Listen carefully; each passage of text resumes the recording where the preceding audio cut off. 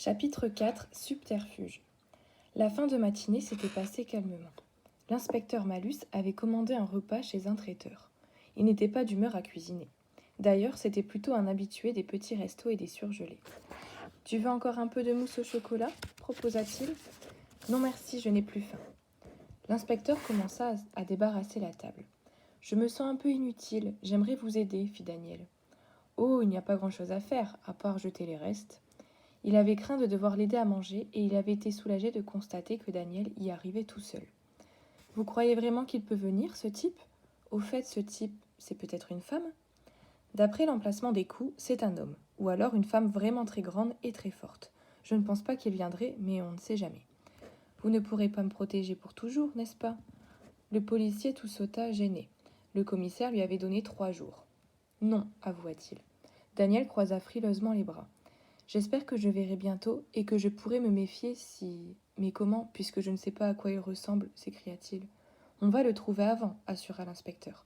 Daniel sourit bravement et rajusta les lunettes de soleil qui avaient glissé sur son nez. « J'aimerais mieux, ce n'est pas trop pénible, les volets fermés ? » Non, non, c'est plutôt toi qui dois être gêné à cause des lampes. Sans moi, tu te reposerais dans le noir au lieu de me tenir compagnie. C'est pas drôle d'être seul quand on ne voit rien. Vous restez toute la journée ici ? Non, je devrais te laisser pour quelques heures parce que je dois... Mais ne t'inquiète pas, un de mes collègues va me remplacer. Il est très sympa. Il s'appelle Edmond Chalabert. En réalité, l'inspecteur Malus espérait que Chalabert ne passerait pas sa mauvaise humeur sur le gosse. Il n'avait pas été enthousiaste du tout à l'idée de servir de garde du corps. « Tu connais les Antilles ?» demanda Malus pour changer de conversation. « Non, c'est un peu trop cher pour ma mère et moi. C'est beau ?» Ludovic Malus sourit. « C'est mon pays. » Bien, le gamin était chez lui. L'homme l'avait appris grâce à Chalabert. L'inspecteur avait rendez-vous avec la femme de sa vie et se retrouvait à veiller sur un gamin. Il était tellement déçu qu'il avait été ravi de partager une bière avec le sous-directeur. Il lui avait raconté que, par une drôle de coïncidence, Franval était allé voir la pièce dont la mère du gosse était la vedette. Une première où il avait été invité. Il n'y avait eu qu'une première la veille à Paris et Marielle Varga n'était pas un pseudonyme. L'homme avait repéré son nom sur l'interphone. Il y avait aussi le prénom de son fils, Daniel. L'homme se racla la gorge. Tout irait bien, forcément bien. Le téléphone avait sonné alors que l'inspecteur Chalabert se servait un café dans la cuisine des Varga. Daniel décrocha. C'était Aurélia. « Tu veux qu'on passe ?» lui proposa-t-elle. « C'est très gentil, mais je préfère pas. Ça va mieux, je t'assure, » répondit Daniel. « À bientôt, je t'embrasse. » Il était touché de la sollicitude d'Aurélia et en même temps il se sentait humilié. Il raccrocha lentement. « C'est ta petite copine ?» demanda l'inspecteur Chalabert qui voulait se montrer aimable. Daniel sourit. « Oui. Elle est mignonne ? Très, et pas bête pour une fille. Je dis ça surtout pour la faire aller. » Daniel aussi voulait se montrer aimable. C'était plus simple.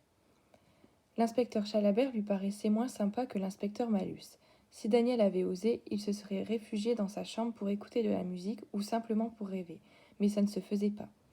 De son côté, le policier se sentait gêné par ce gamin qui se déplaçait si lentement avec ses lunettes de soleil sur le nez. Il avait presque envie de le guider, mais il se doutait que Daniel n'apprécierait pas. De nouveau, le téléphone sonna alors que Daniel ne s'était pas encore éloigné de l'appareil. « C'est pour vous, fit-il en tendant le téléphone. Une voix un peu sèche s'adressa à Chalabert. « Inspecteur Lantier, » se présenta la voix. « Bonne nouvelle, Chalabert. Malus vient de coincer l'assassin de Franval chez nous, dans le 5e arrondissement. Je vous téléphone de sa part, car il est salement occupé. Vous pouvez prévenir le petit Daniel qu'il n'a plus rien à craindre. Et l'inspecteur a dit que vous pouviez partir si vous voulez. Il sait que vous aviez des projets pour cet après-midi. » Le visage de Chalabert s'illumina. Il pouvait encore rattraper son rendez-vous avec Alice. Finalement, Malus méritait bien son surnom de bonus, et c'était très chic de sa part de l'avertir aussi vite.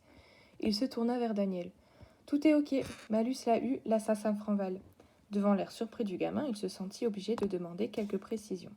Il se reprocha de ne pas l'avoir déjà fait. « C'est qui ?» demanda-t-il dans l'appareil. « Un fiancé jaloux. Un imbécile, quoi. Merci du tuyau. » L'inspecteur Chalabert toucha gentiment l'épaule de Daniel. « Tu veux que je reste jusqu'au retour de ta mère ?» proposa-t-il, mais sa voix était un peu hésitante. Daniel pensa à sa chambre tranquille et confortable, au disque qu'il avait envie d'écouter seul. Et il se demanda juste comment il pourrait repérer ses CD favoris. Mais après tout, il les aimait tous. Non, ça ira, je vous assure. Merci de me l'avoir proposé. Chalabert sourit plein de gratitude. Au fond, ce gosse était vraiment sympathique. Daniel est d'accord pour rester seul. Je file. À moins que je doive passer au QG. Pas la peine. C'était votre après-midi de congé, non? Je signale votre départ. Bonne fin de journée. L'homme sourit en voyant l'inspecteur Chalabert démarrer sur les chapeaux de roue. Il était pressé de retrouver sa petite amie. Le temps que la police se rende compte qu'il avait quitté son poste, Daniel Varga serait déjà mort. Le sous-directeur savait qu'il avait du temps devant lui. La mère du gosse ne rentrerait pas avant la fin de la répétition. Il attendit patiemment qu'une dame chargée de sacs entrât et lui tint poliment la porte. Il appela même l'ascenseur pour elle. Comme il s'y attendait, elle le regarda à peine. Dès le départ de l'inspecteur Chalabert, Daniel avait éteint toutes les lumières. Il se sentait mieux dans l'obscurité, il pouvait enlever ses lunettes. Grâce au collier prescrit par l'interne, ses yeux ne le brûlaient plus, presque plus, et il reprenait espoir. En attendant le retour de sa mère, il s'était allongé et il avait réussi à placer un CD sur sa chaîne, un album des Simple Minds. Ça tombait bien, c'était un de ses groupes préférés. Il avait à peine eu le temps d'écouter 2 chansons que la sonnette de la porte d'entrée retentit. Il éteignit la chaîne laser, il avait un peu peur, mais il se rassura en se disant que l'assassin avait été capturé. C'était peut-être Aurélia ou Julien, qui venaient quand même malgré son refus, peut-être une voisine, des amis de sa mère ou un vendeur de brosses. Il voulut ignorer la sonnerie, mais elle recommença, plus insistante. Daniel poussa un soupir, se leva à regret et se dirigea lentement vers la porte d'entrée, maudissant ses yeux aveugles. Il remit ses lunettes et alluma l'électricité.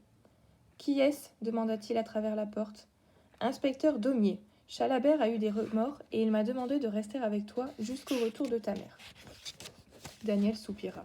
Au diable les remords d'Edmond Chalabert. Mais il ne voulait pas se montrer impoli. Il ouvrit la porte.